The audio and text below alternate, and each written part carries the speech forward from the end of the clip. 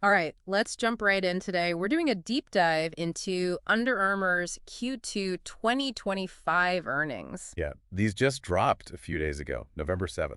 The athletic apparel world is always, a wild ride. Oh, absolutely. But this Under Armour report, I think it's sparking some serious conversation. Yeah, Revenue's down, but, people are saying this could be the start of a turnaround for the brand. a comeback story brewing. Exactly. And we've got all the info here, right? Earnings report, analysts' hot takes, even a few insider whispers. Let's unpack it all. So let's see if we can figure out what's actually going on. One of the first things that really pops out to me is this shift in strategy Under Armour is trying to pull off. Okay, yeah. They're moving away from all those discounts they were known for and trying to present themselves as like a premium brand. A more aspirational brand. Exactly. It's a risky move, and it's definitely having an impact on their overall revenue numbers. Yeah, for sure. Revenue's down 11% to $1.4 billion. Not exactly chump change. Yeah, not a small dip at all. But you mentioned it's expected, right? Right. This was kind of baked into their plan. Okay, so walk me through how this is playing out in different parts of the world. I mean, is it the same everywhere? Well, North America, their home base, is where they're feeling the most pain. Down 13%. Seems like it's tough to convince their loyal customers to embrace this, new fancy pants Under Armour. Yeah, interesting. And what about internationally? It's mixed. Yeah. Overall, a 6% decline, so not great. But there are some bright spots. Like what? Well, EEA, for instance. Yeah. Europe, the Middle East, Africa, they actually held steady. Really? Okay, that's kind of surprising. Flat revenue in that region, given everything going on. Right. So that's a bit of a head-scratcher. It does make you wonder, though. About what? Could this be a sign that this whole brand elevation thing, going premium, is actually working in some international markets? Mm-hmm. Maybe those consumers are more into it? Uh-huh. Definitely something to watch. Definitely. Okay, and then there's the big one, e-commerce. 21% drop. Oof.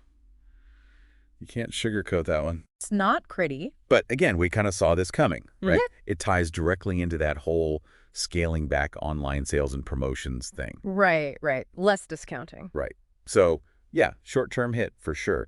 But the question is, Will it pay off in the long run? exactly, will it make the brand seem, I don't know, more exclusive, more desirable? Sure. Strengthen the brand.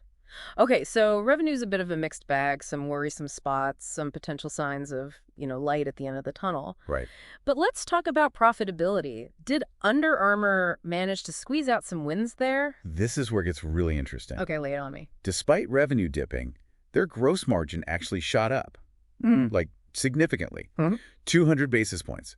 They landed at 49.8%. Whoa, okay, that is a jump. What's driving that? Did they suddenly start selling, a ton of high-margin stuff? It's actually a few things. Okay. Lower product costs are helping, lower freight costs as well. Okay. But a big factor is less discounting.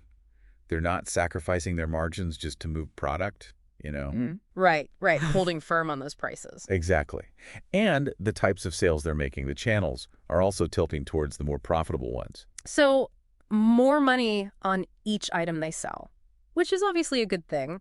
But what about, the cost of actually running the business? Are they keeping things tight there? Oh, they are. Both their GAAP and adjusted SG&A expenses are down, Yep. selling general and administrative. Right. So yeah, they're definitely focused on running a tighter ship. It sounds like they're taking that even further with this restructuring plan they announced, the one they've expanded. Yeah. Remember, initially this was supposed to cost around $75 million. Right. Well, now it's ballooned to between $140 and $160 million. Whoa, that is a jump. What happened? Why the big increase?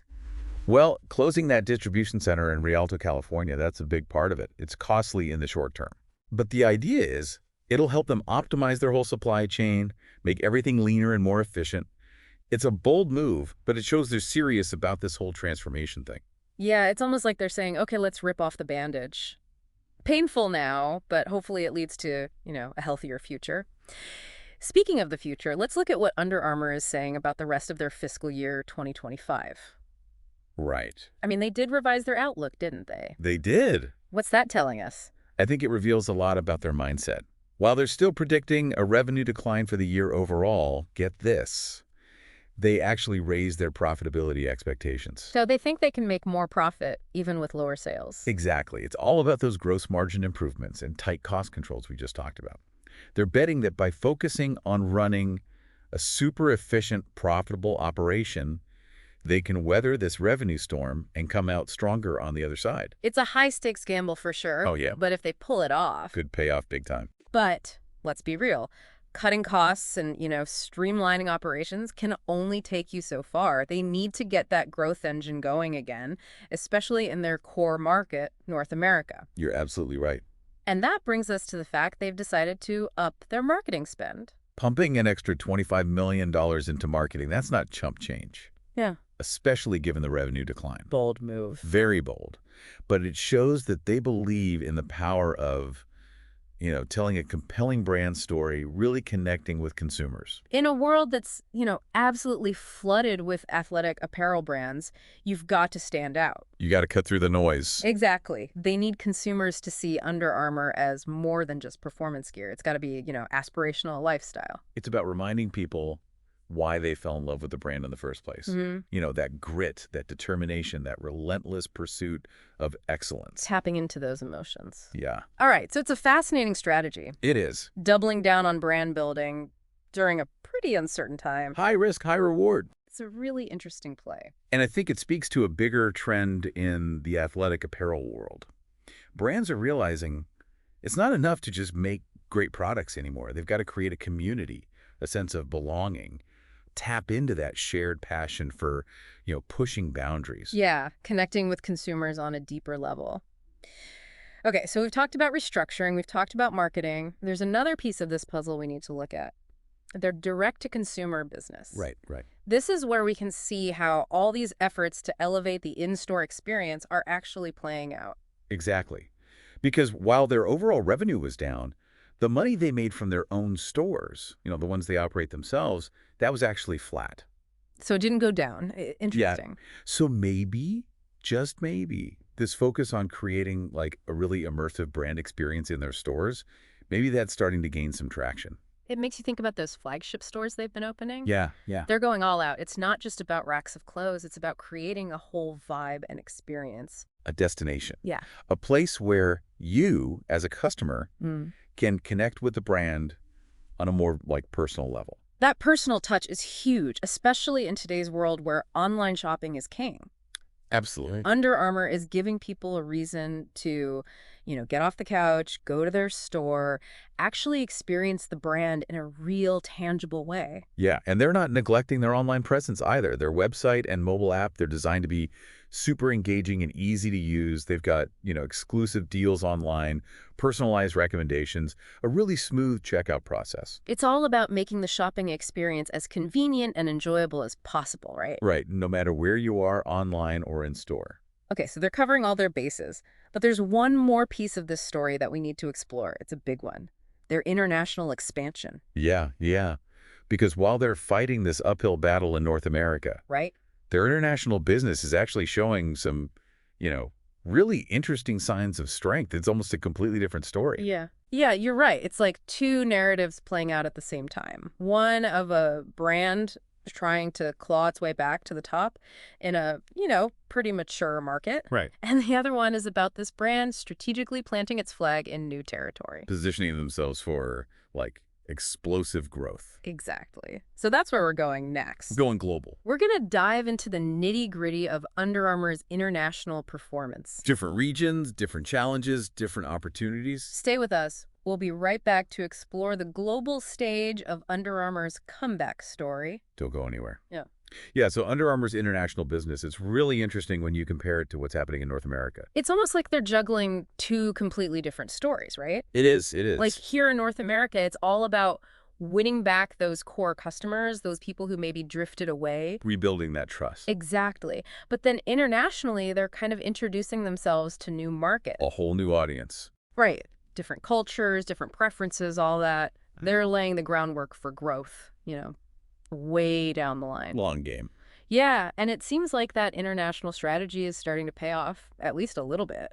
Right. Remember, their overall international revenue was only down 6%. Compared to that 13% drop in North America. Exactly. So that's something, right? It is. And there are some regions that are actually exceeding expectations. Yeah, like EMEA, Europe, the Middle East, and Africa. They actually held steady Flat revenue. And given all the economic uncertainty in those regions, that's not bad at all. That's actually pretty impressive when you think about it. So the question is, why?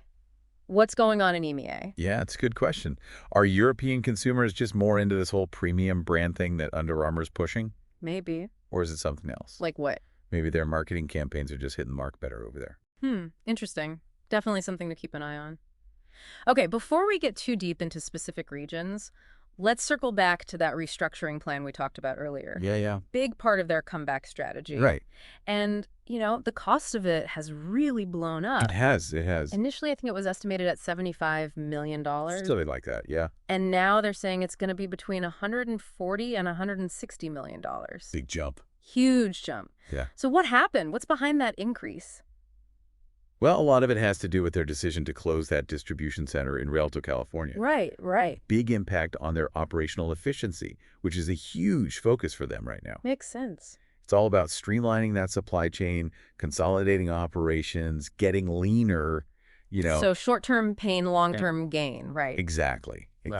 They're taking a hit now, but they believe it'll make them a much more efficient and profitable business down the road. Okay, so speaking of efficiency, let's look at some actual numbers from their financials that kind of highlight what's happening in that area. Okay. Where do things stand? Well, their cash on hand, their cash and cash equivalents, that sits at a healthy $531 million. Okay, so they're not hurting for cash. Not at all, no. Yeah. And they have no outstanding borrowings under their $1.1 billion revolving credit facility.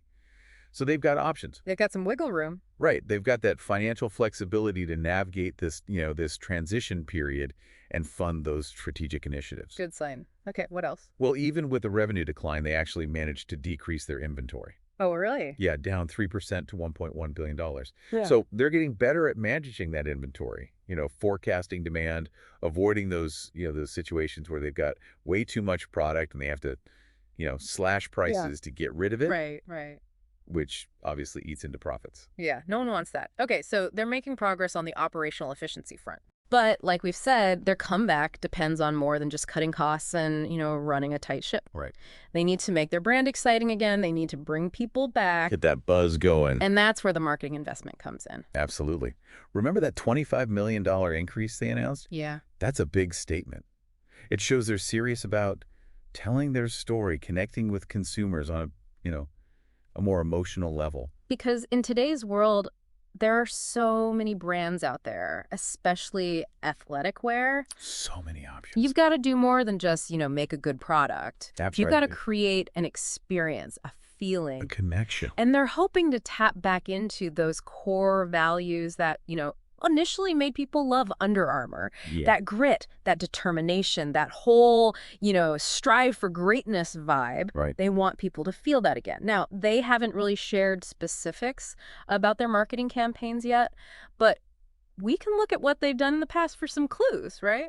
Think about those partnerships they've had with, big name athletes and celebrities. Yeah, those always get people talking. And it creates buzz. Makes the brand seem, cool, aspirational. And they've always been really good at storytelling. Oh, yeah. Those stories about athletes overcoming obstacles, defying the odds, achieving those crazy goals. Inspiring stuff. It's a really powerful way to connect with people on an emotional level. Right. You make people feel something. You get them invested in the brand's story.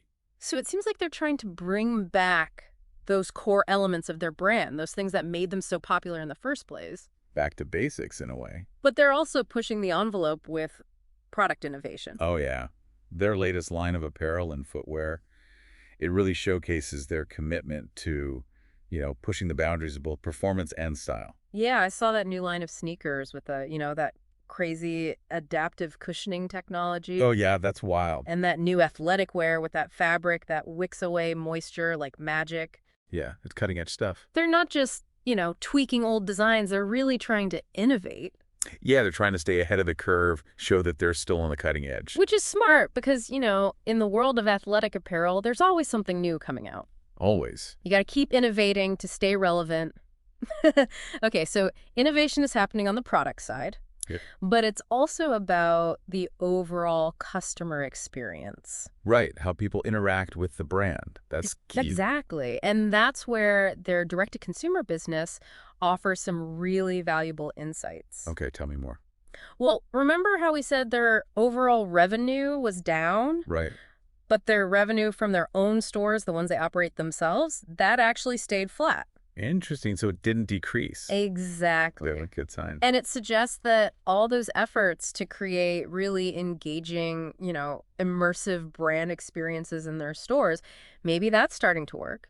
Yeah, it's possible. Like, think about those flagship stores again. Yeah. They're not just about selling stuff. They're about creating a whole vibe and experience. You're not just buying a shirt, you're buying into the brand. Exactly. It's a totally different approach to retail. And it's a smart move because, these days with everyone shopping online, you've got to give people a reason to actually get off the couch and go to a store. Yeah. Make it an event, an experience. Create that connection. Exactly. And of course, they haven't forgotten about their online presence either. Their website and mobile app, those are designed to be really user-friendly and engaging. Yeah, it's got to be seamless. They've got exclusive deals online, personalized recommendations, that sort of thing. It's about meeting the customer where they are. Making it as easy and enjoyable as possible to shop, whether it's online or in person. Right, cover all your bases. Okay, so we've got Under Armour firing on multiple cylinders here, streamlining operations, investing in marketing, pushing product innovation, and really focusing on the customer experience. It's a full court press. And while what's happening in North America is super important, their international expansion adds a whole other layer to this story. Right, it's almost like they're playing a different game on the global stage. Yeah, different rules, different opportunities. Different challenges, too. For sure. It's not just about taking what worked here and, copy and pasting it to a new country. Oh, you got to adapt. You've got to understand each region. You've got to cater to local tastes and preferences. You've got to build a brand that resonates with different cultures. It's a lot more complex. Okay, so that's exactly where we're headed next. We're going global. We're going to dive deep into Under Armour's international performance. We'll look at those different regions. We'll talk about the challenges and opportunities they're facing. EMEA, Asia Pacific, Latin America. We'll break it all down. So stay with us. We'll be right back to explore the global landscape of Under Armour's comeback story. All right, welcome back. Time to shift gears a bit. We're going global. The international scene, that's where Under Armour's story gets really interesting. Yeah, it adds a whole new layer of complexity, doesn't it? For sure. It's like they're playing two different games at the same time. Right. On one hand, you've got them trying to recapture that, that old magic here in North America where growth has pretty much stalled. Yeah, trying to win back those core customers. Exactly. But then, on the other hand, they're out there planting seeds in new markets, hoping to grow a whole new generation of Under Armour fans. Cultivating a global audience. Exactly. And those seeds, it seems like they're starting to sprout, take root. Yeah, their overall international revenue was down, but only by 6%. Way less than that 13% drop in North America. So that's got to be encouraging for them. Definitely.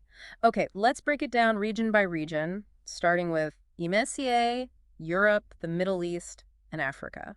They managed to hold steady there. Flat revenue growth. Yeah, which, given all the economic uncertainty in those areas, it's not bad at all. Pretty impressive when you think about it. So what's their strategy there? Well, they've been pretty strategic about expanding their retail presence in major cities. Right, creating those immersive brand experiences we talked about. Exactly. It's not just about opening stores, it's about creating destinations. Yeah, like those flagship stores they have in London, Paris, Dubai.